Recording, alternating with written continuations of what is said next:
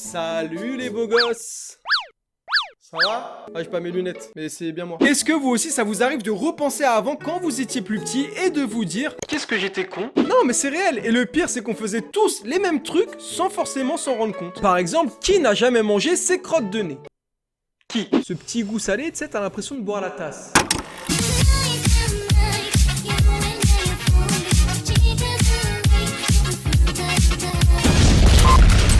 Salut à tous les amis, j'espère que tout le monde va bien. Aujourd'hui j'ai la patate là, je sais pas pourquoi. Pour que vous compreniez un peu mieux l'introduction, tout à l'heure je suis tombé sur un article du site sympa.com. 18 choses amusantes et un peu honteuses que nous étions nombreux à faire étant enfants, mais que nous sommes peu nombreux à admettre. Je me suis dit que ça pouvait être intéressant à faire en vidéo et voir si on a vraiment tous fait les mêmes choses étant petits ou si c'est total bullshit. Bien entendu, je compte sur vous en commentaire pour me dire si vous aussi de votre côté vous avez fait les choses que l'on va voir dans cette vidéo ou pas. Oubliez pas le petit pouce bleu, ça fait toujours plaisir. Maintenant que tout est clair, on va pouvoir commencer. J'espère que vous êtes prêts. C'est parti!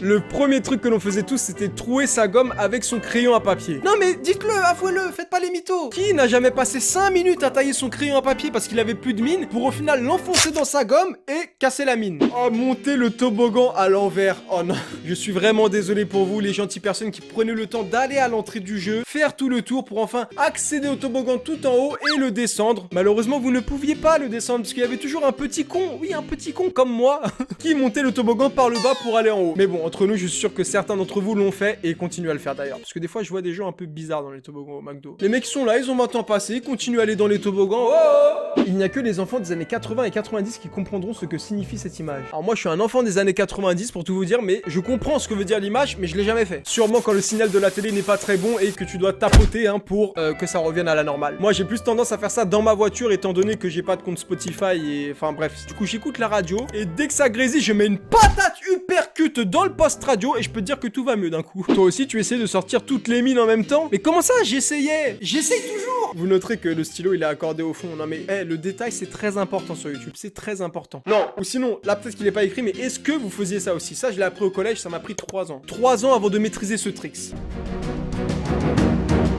Oh! Se dessiner une montre sur les poignets était un classique. C'est quoi ce bébé qui nous ont mis là, cet enfant? C'est un monstre? C'est un titan de l'attaque des titans à ce niveau-là, c'est pas possible. Mais c'est vrai que étant petit, je l'ai beaucoup fait. Je sais pas vous les amis, mais moi je l'ai beaucoup fait, me dessiner des montres sur les poignets. Et faut savoir aussi que j'adore les montres. J'en demandais à tous mes anniversaires. À chaque fois, j'avais une montre de la part de ma tante, de mes parents. Dès que je pouvais avoir une montre, j'avais une montre. Je la mettais 2 jours et je la mettais plus jamais.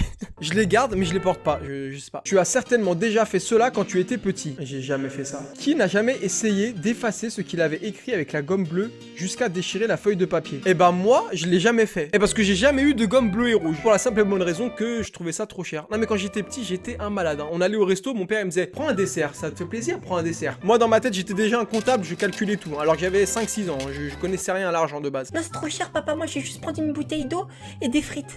À 5 ans, j'étais déjà un gros crevard alors que c'était pas mon argent, c'est incroyable. La voix robotique qui nous amusait pendant des heures. Alors ça, je l'ai jamais fait. Jamais j'ai fait ça. Alors, jamais j'ai pris un ventilateur et je l'ai mis devant ma bouche pour faire ça. J'ai flemme d'attraper un coup de froid, enfin. Bonne question ça. Est-ce qu'on peut attraper un coup de froid à cause d'un ventilateur? As-tu déjà coupé les cheveux de tes poupées? Alors personnellement j'ai jamais eu de poupée, j'étais plus petite voiture. Mais dès que je voyais des poupées, ah oui ça me faisait kiffer de faire le barbershop. Je rasais des têtes, je coupais des mèches. Je mettais du blanco sur les cheveux aussi pour faire des petites mèches blanches. Mais j'étais malade, j'étais sadique. Toi aussi tu séparais les 2 parties du biscuit fourré pour ne manger que la garniture? Qui n'a jamais fait ça? Ça je le fais encore actuellement. J'aime bien différencier les matières, tu vois, j'aime pas tout mélanger. Genre je prends déjà le croquant, clac. Après petite pâte moelleuse et après recroquant. Et en plus c'est mieux pour la perte de poids. Si jamais vous cherchez à faire un régime, là c'est très sérieux ce que je vais dire. Le fait de séparer les biscuits, vous allez mettre plus de temps à le manger. Du coup vous allez mâcher beaucoup plus de fois le biscuit. Inconsciemment votre cerveau va se dire waouh je mâche. Vous allez arriver à satiété. Alors que si vous aviez mangé normalement, vous aurez peut-être ingurgité 10 biscuits. Je ne sais pas. Quand on voyait une balance, on la défonçait. Je rigole. Elle est poucave. Je leur crache un molar direct. Pour la petite anecdote, et ça c'est réel, j'habite en région parisienne, et donc ça nous arrivait quand on était plus petit d'aller au marché de Clignancourt. Et là-bas, un de mes potes avait acheté un t-shirt qu'il mettait au lycée d'ailleurs, où il y avait écrit dans son dos: je préfère cracher un molar plutôt qu'un blaze. C'est beau. T'imagines, t'es prof au lycée, t'as 50 ans, t'as fait ta carrière, t'en as vu des choses, t'en as vu, mais ça, tu dis mais mes élèves sont cons. Quand on voyait une balance, nous commencions par mettre la main, puis le bras, etc. Comment ça? Puis la queue, puis quoi? C'est un truc que j'ai jamais fait par contre. Laisse-nous deviner, en dessinant, tu faisais toujours le soleil dans un angle de la feuille. Quoi? Oh, je vous jure que c'est vrai. Je vous jure, je faisais tout le temps le soleil dans l'angle de la feuille. Parce que quand j'essayais de faire le soleil rond, en fait, le cercle était pas propre et ça m'énervait. Solution de facilité, je le mettais dans l'angle, ça faisait BG, tout était réglé. Et le dessin du petit là, par contre, il est chum. Pas beau son dessin. Mon fils, il me ramène ce dessin, je lui dis: ton dessin est moche, mon fils. Il est moche ton dessin. T'imagines le père horrible. Un souhait incontrôlable. Percer les packs de bouteilles. Ah là là là là. Je sais pas, c'est un anti-stress. Je le fais encore actuellement, c'est des choses qui s'expliquent pas. C'est pareil, genre éclater les petites bulles quand tu reçois des colis là, je le fais tout le temps. Appuyer sur mon stylo comme ça sans cesse, faire du bruit, énerver les gens, je le fais tout le temps. Me mettre des doigts dans le cul de temps en temps, je le fais tout le temps. Je suis un mec assez stressé de base, je sais pas pourquoi, pareil, genre je vais avoir un briquet dans les mains, je vais être obligé de faire ça. Et c'est chiant, pour les gens qui sont à côté, c'est chiant. Un autre désir presque irrésistible. Attendez, qui faisait ça? Non, parce que là, à ce stade, c'est de l'art plastique, en fait. Genre là, c'est... Qui faisait ça? Il suffisait de s'asseoir sur des chaises empilées pour se prendre pour le roi ou la reine. Dans ma tête, je me disais plus, est-ce que je vais casser les chaises qui sont en dessous? Un défi incontournable pour presque tous les enfants. Il s'agit d'équilibrer un interrupteur au milieu. Classique! Mais ça, je l'ai fait jusqu'à tard, hein, vraiment. Il y a moyen, la prochaine soirée, je bois 2 ou 3 verres, je recommence avec ces conneries. Qu'est-ce que c'est con l'être humain, qu'est-ce que c'est con. Placer ses cheveux vers l'avant, mettre des lunettes et l'étape suivante, trouver quelqu'un à qui faire peur, bien entendu. LOL. Excuse-moi de pas ressembler à Chewbacca, j'ai pas les cheveux longs, je peux pas faire ça. Même quand j'avais les cheveux longs il y a 1 an de ça, je pouvais même pas faire ça avec mes cheveux. Quelque chose d'assez honteux que nous étions nombreux à faire, mais que nous n'avons pas tous. Courir après avoir éteint les lumières pour ne pas être attrapé par le monstre du couloir. Mais ouais, totalement. Mais moi j'étais traumatisé quand j'étais petit, il fallait pas que mes pieds ils dépassent de la couverture, fallait que je sois comme un cocon, c'était terrible. Et jusqu'à tard, j'ai gardé, je l'avoue, une... Comment ça s'appelait cette merde? Une luciole. J'avais une petite luciole avec un petit canard qui m'éclairait dans ma chambre et je me sentais en sécurité. Je me disais, quoi qu'il arrive, si quelqu'un vient dans ma chambre, j'ai le petit canard qui m'éclaire, je suis en sécurité. J'étais vraiment une flippette, j'avais peur de tout. Ah mais c'était grave, hein, je voulais rester collé à mes parents, je voulais même pas dormir chez mes grands-parents. J'étais une merde, putain.